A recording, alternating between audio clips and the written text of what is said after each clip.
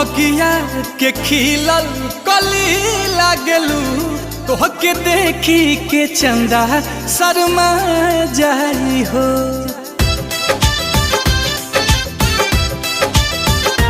कौनो बगिया के खिलल कली लागलू, तोहके देखी के चंदा शर्मा जाई हो।